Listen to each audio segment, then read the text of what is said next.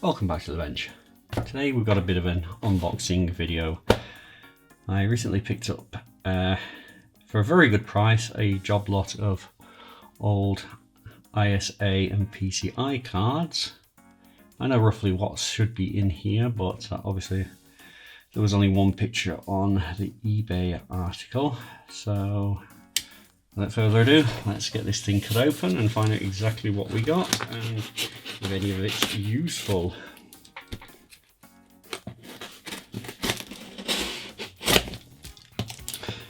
It seems to be well packed.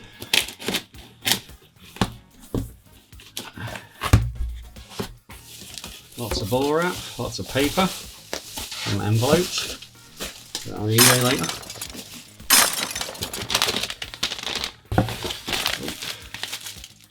Got the address on there, silly boy. I'll have to block that out in post. Hello. Looks like an envelope that hasn't even been used, you know. Or no, it hasn't. Bonus. It's a tin foil, I'm not sure what that's for. Maybe thought it was maybe good ESD protection. More packaging materials. These paid. Another envelope, but this one has been used. And we come to our first card, and it is in an ESD bag. Okay, so let's see what we have. Let's get them all out first and we'll have a look to see what we've got. Be careful because they're putting the addresses on. Oh, something in there I wasn't expecting.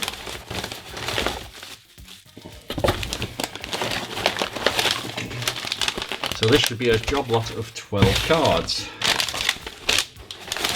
More envelopes.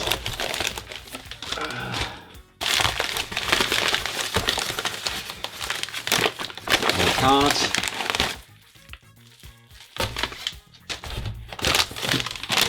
And more hiding in here.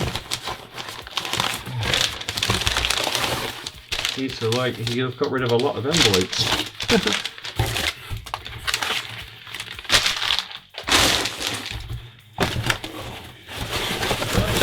And that seems to be a lot.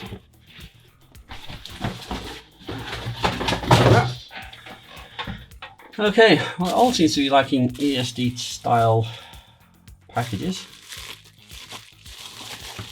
It's supposed to be 12 cards here, but I think there's more than 12. Okay, so the first one is a Netgear 108 megabytes wireless PCI adapter.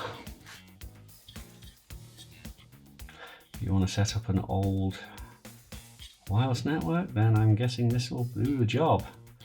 It's a Netgear 32-bit wireless PCI adapter Rev A3.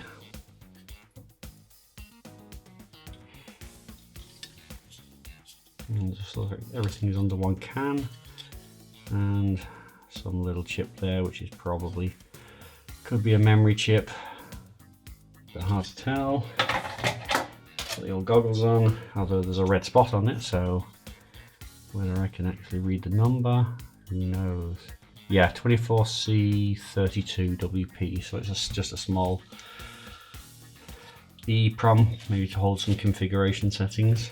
Okay, and the second card out of that bag is an old, oh, it's an ISDN card.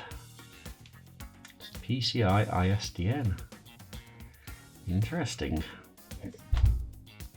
And looking at the logo on the chip, it's an AVM, yeah, Fritz card. PCI version 2. AVM IDE and controller. Okay, I didn't know they did ISDN cards, but I suppose he hasn't been around in a while, so they do. Okay. These have just been wrapped and taped.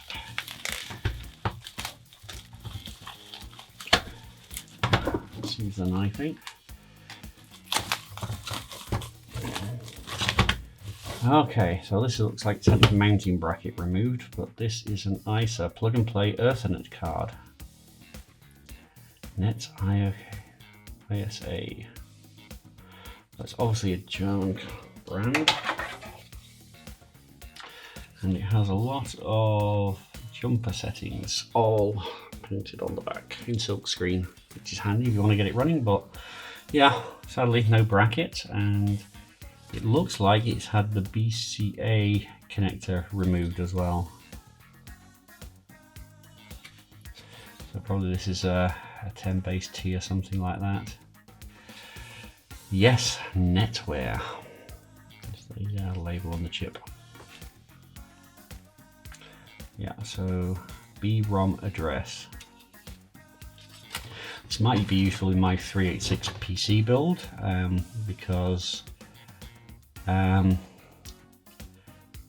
hard drive support in those for the sizes is limited. So I heard that you can, on some old network cards, install a ROM with a different hard drive BIOS, allowing you to use larger hard drives.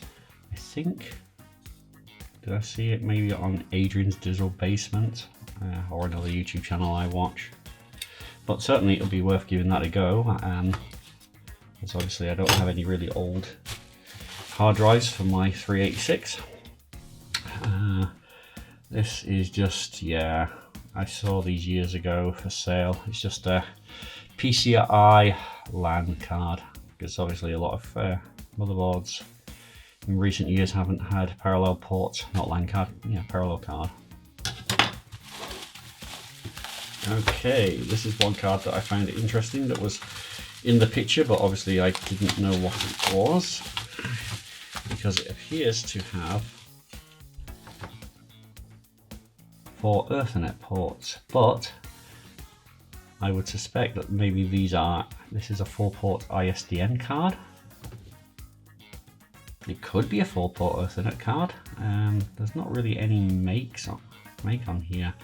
The chipset is an Altera, and what looks like a couple of solid state relays, some reset pins, store SWI LED,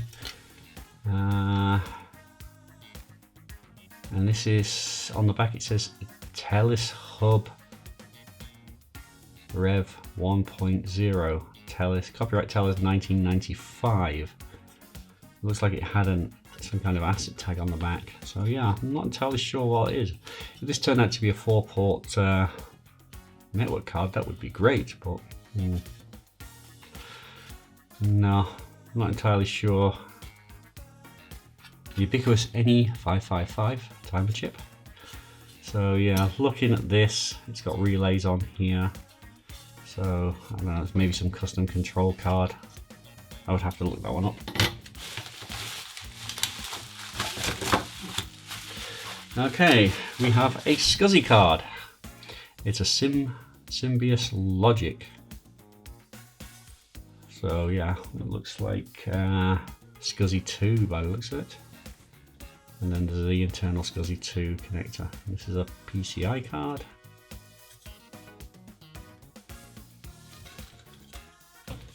I've heard of the brand, but I don't think I've ever seen them. Another PCI card, and this is a combination USB and FireWire card. So you've got 2 USB and 2 FireWire at the back, and then 2 USB internally. Sadly, it's an PCI card and not an ISA, so it won't do me any good on my 386 build. But you never know, if I have anything that needs FireWire, any old stuff. I do have a few FireWires devices, but I have a FireWire card in my other PC. Looks like we got another LTP card. Yeah, another parallel port card. It's exactly the same as the other one. I think the silk screen is slightly, no, it's just, or is it just, no, it's a slightly different color.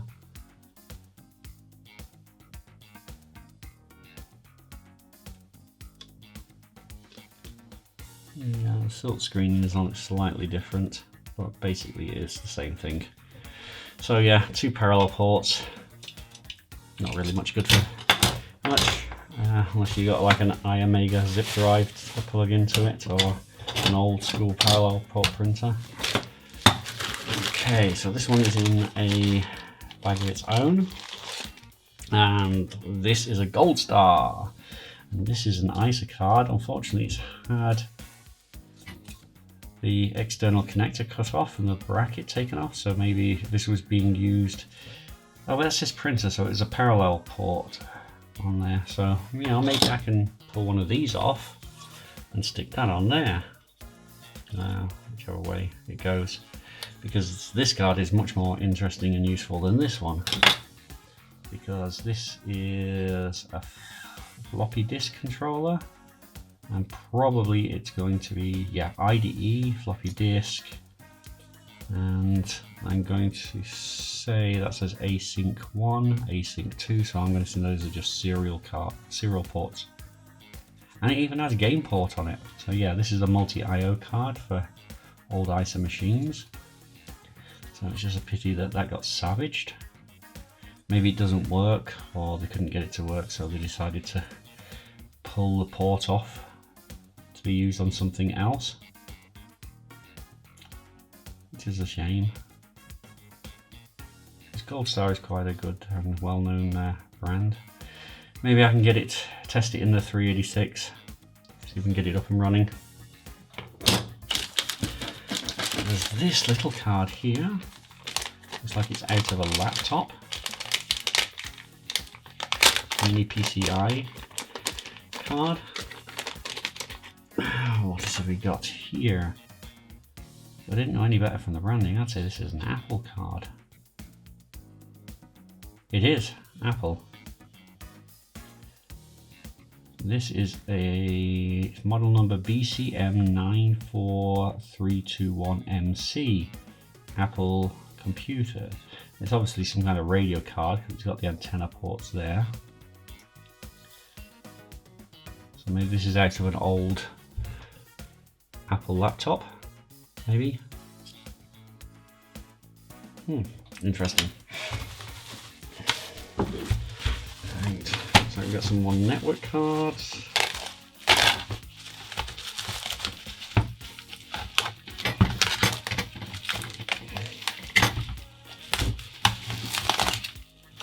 So this parcel is aptly timed because a number of YouTubers are running a thing called DOS Ember at the moment. So as these are all PC cards, then yeah, probably jump on the bandwagon because these are loosely related because they are in PC and DOS era.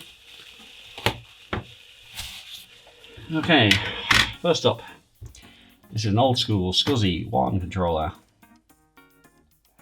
It's an NCR chipset. And it is a TTI TFS SCSI Rev C ISA card. So yeah, it's got some GALs on there or programmer logics. It's the serial number on. It even has a glass fuse on it. Okay, that's interesting. Old ISA network card, and this is what, token ring. Very old. 5 volt, 9 volt, some kind of DC to DC converter. Some Sony chips on here. I'm not sure who the main chip is by. Again, probably some GALs or PALs and just a whole lot of 7.4 series logic.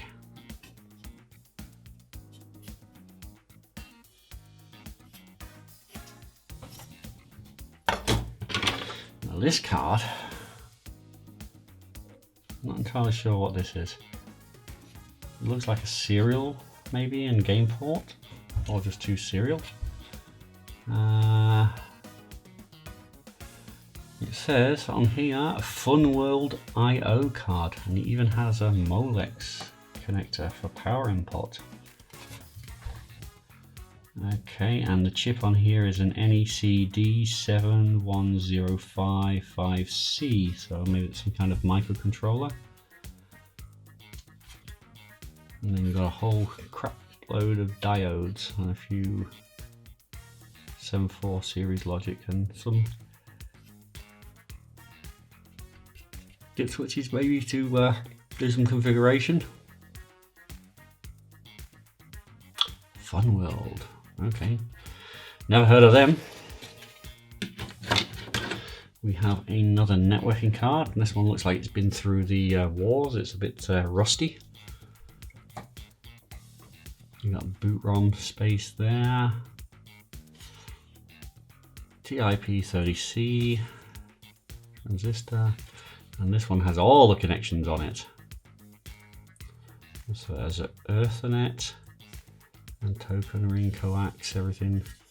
It's in better days. That capacitor is split down the middle. To be honest, it actually looks like it's been cut, but no, I think it's just, no, it does actually look like it's cut. That is too clean to be a crack. Strange. It's got some kind of lamp on there, a neon lamp, so maybe that's some kind of surge protection, maybe? Strange. Never seen anything like it. 5 to 9 volts. Some kind of DC to DC converter or isolator. This is a D-Link, so old one, but yeah, it's definitely seen better days. All the pins on the ICs are all oxidized and grey. So yeah, this has definitely seen better days. And yeah, so another network card, ISA, a little bit more modern than that one because it's got the coax and the Ethernet on there. And take the boot ROM, and this is yes, NetWare tested and approved. Yes, NetWare. Did that then become Novell NetWare later, or be taken over by Novell? Not sure. It's just one big custom chip in the middle, not really any information on it. S9518AF. And then you just a couple of isolation transformers and a few other chips. And oh, there's actually an Atmel chip on here. An AT93C4610 PC. And that's in a socket, a little 8-pin Atmel chip there, so maybe we can take that out and plug it into a reader and read the code off of it. So how many cards have we got here? We should have 12. That was what was in the listing. 5, 6, 7, 8, 9, 10, 11, 12, 13, 14. Okay, so I got more than what I paid for. Maybe they were just having a clear out of all cards and went, oh sod it, we'll just shove these extra ones in.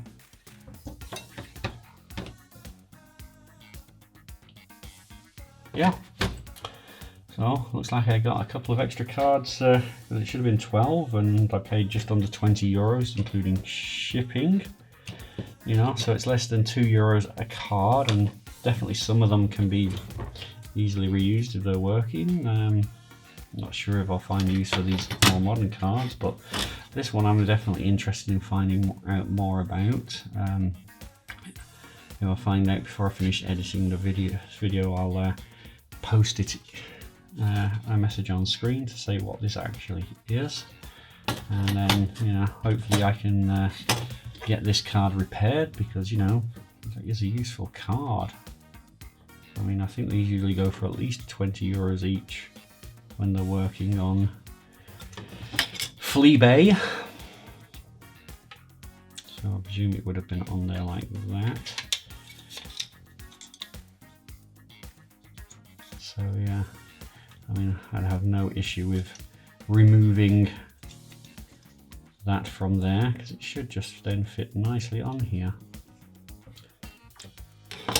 That's as long as it's the right, because that would have been, yeah, it would have been a printer port, so yeah, that would be the right connector. It'll be interesting to see if this works. So this is my eBay haul, and yeah, for the price I paid, I'm yeah, extremely happy. Even if these cards don't work, there's probably some good parts on here that can be salvaged and repurposed. certainly lots of spare connectors. So if you enjoyed this video, then you know, give me a thumbs up. If you didn't like it, give me an Australian thumbs up. Don't forget to hit that subscribe button, and you know, ring the bell if you want to get notified of future uploads. As always, thank you for watching.